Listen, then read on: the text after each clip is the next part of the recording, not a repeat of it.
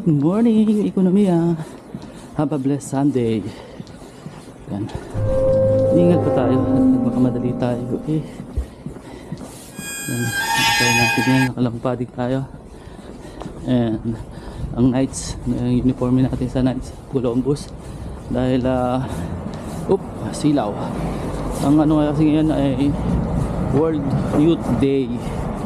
Kailangan ng Knights na mag-a-assist doon. Kaya ayan, naka-uniforme tayo ng Knights ng 4th degree natin, uniform. Dahil ayun yung required. At ayun yung sinusuot natin kasi 4th degree na tayo. Ayan, ekonomiya. Samahan nyo muli ako sa ating masilaw. Pagsimbang ngayon. At may kasamang event ng Night of World Youth Day.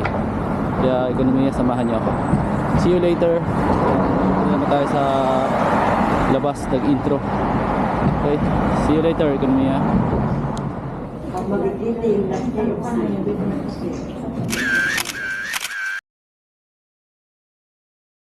Kita lang. Thank you to. Ang dilim nito. Ang maliit lang, ganito na siya kalaki. Meron? Iba naman yan. Bago. Bali, ngayon,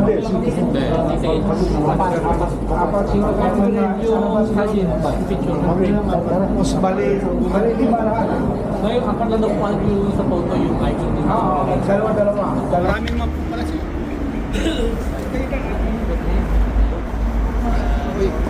Ito yan. Wala.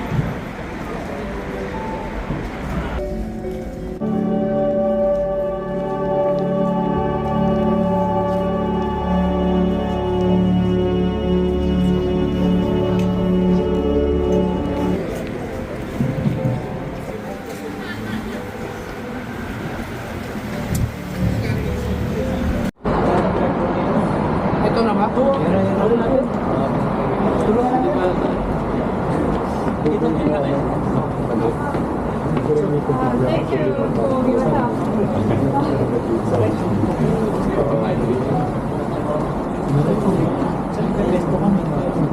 Wala na, yung kabahan.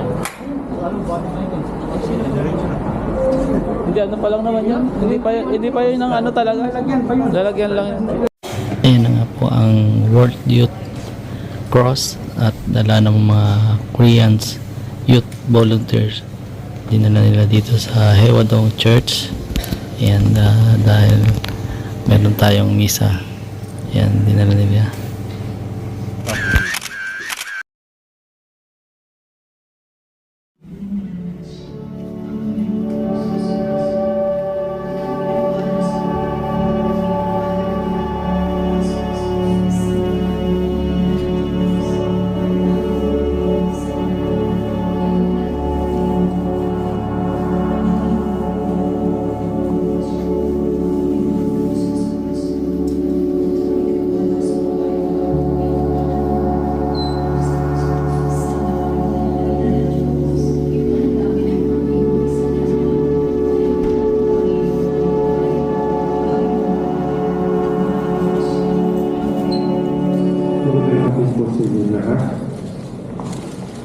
Let's all listen to one of the volunteers from Korean to explain to us kung po ang gusto sa ating harapan ng gusto work to play.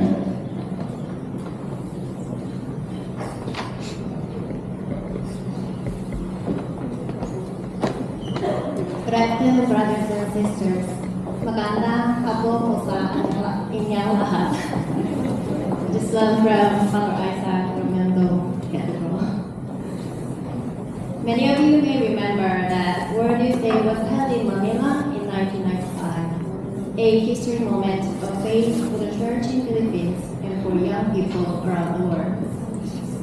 We are volunteers for World Youth Day Zone 2027, and we are helping care for the pilgrimage of the WYD symbols here in Seoul.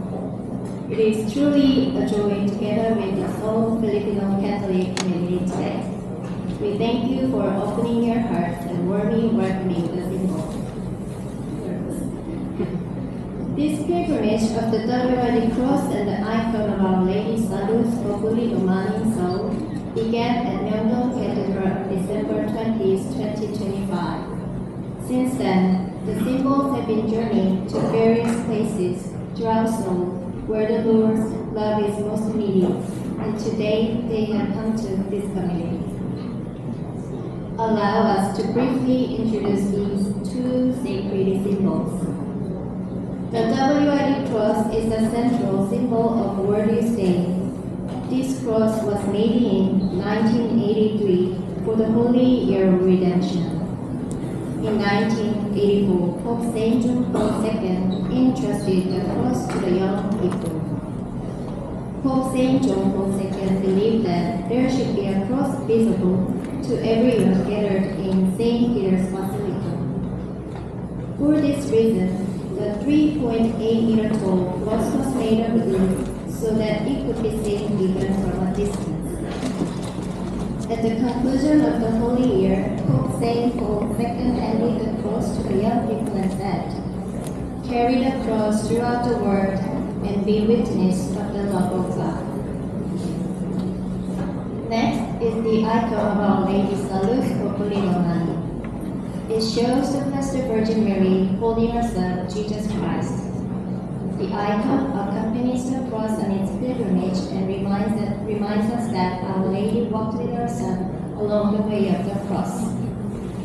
In the same way, it assures us that Mama Mary Pinapalaala nito na mahal ng Diyos ang lahat ng bansa at kultura at nakikipag-ugnayan siya sa atin sa iba't ibang paraan, sa inspirasyon, pangyayari at sa kanyang salita. Tulad ng mga pantas, pinatawagan tayo na unawain ang mensahe ng Diyos at tumugon ng may mga pananampalataya, bukas palad at tapang. Ang ating pong tagapagdiwang sa misa ngayon ang ating chaplain, Reverend Father Arvin Mosqueda, LSP. Kasama po sina Father Thomas Aquinas, Father Francisco from Archdiocese of Seoul, and we would also like to acknowledge the presence of our visitors and Korean priests. Magsitayo na po sila.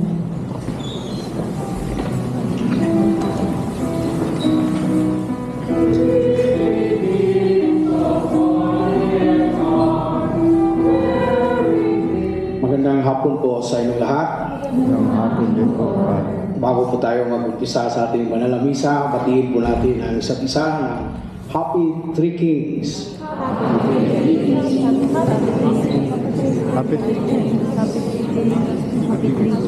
Ngayon po ang dakilang kapistahan ng pagpapakita ng Panginoon at sa ating bansa, sa Pilipinas. Ito ay tinatawag nating kapistahan ng tatlong hari o Three Kings. Nagkataon din na sa misa natin ito, hindi naman kami mga hari, pero tatlo kaming pari dito sa altar ngayon. Kasama po natin si Father Francisco at si Father Thomas Aquinas na organizers ng World Youth Day dito sa Archdiocese ng Seoul. At sa misa natin ito, ating pasalamatan ang Panginoon sa mga biyaya na ipinagkaloob niya sa atin. Pasasalamat na rin po dahil nandito po dinala sa ating community ang World Youth Cross para sa World Youth Day. Ito po ay napakalaking pribilehiyo sa atin na binisita tayo at dinala dito sa atin ang cross at ang icon ng ating mahal na Birhen Maria. Kaya pasalamatan natin ang Panginoon sa mga biyaya na ipinagkaloob niya sa atin. At sa misa din natin ito, ating isama sa ating mga intensyon at kahilingan ang kapayapaan ng buong mundo, lalong-lalo na sa ating bansa at dito sa bansang Korea. Isama rin po natin ang ating mga mahal sa buhay at mga kaibigan ng mga kakilala. Pagdasal natin ang kanilang kalusugan at kaligtasan. Isama rin po natin ang mga kaluluwa ng ating mga mahal sa buhay na nauna na sa atin at sa lahat ng mga kaluluwa na sa purgatorio, lalong-lalo na po yung wala na nakaalala sa kanila. Isama rin po natin ang ating mga personal na mga kahilingan at intensyon. At tayo nagtitipon sa ngalan ng Ama at ng Anak at ng Espiritu Santo. Amen. Pagpalain ng Diyos na nagsugo ng kanyang anak upang iligtas ang lahat ng tao. Ang kanyang biyaya at kapayapaan ay sumainyong lahat. Amen. Mga kapatid, natitipon tayo bilang mag-anak ng Diyos ngayong kapistahan ng pagpapakita ng Panginoon. Tayo ay buong tiwalang humiling sa Panginoon ng kanyang pagpapatawad sa ating mga kasalanan upang masamba natin siya ng malinis ang ating kalooban. Tayo tuwing kapistahan ng Epifanya, lagi natin iniisip ang tatlong hari. Sino nga pala yung tatlong hari? Melchor, Baltasar, si Gaspar. Hindi si Chowking, hindi si Burger King, hindi. Sina Gaspar, Melchor at Baltasar. Pero kung tutusin, parang tatlong manlalakbay sila na walang Google Maps, wala silang Waze, walang GPS. Bituin lang ang kanilang sinusundan. At kahit ganoon, nakarating sila sa lugar na kung saan sinilang ang Panginoong Hesus. Ibig sabihin, kahit wala tayong signal sa cellphone, basta sundin lang natin ang malinaw na direksyon na binigay sa atin ng Panginoon, tayo ay makarating sa tamang panahon natin.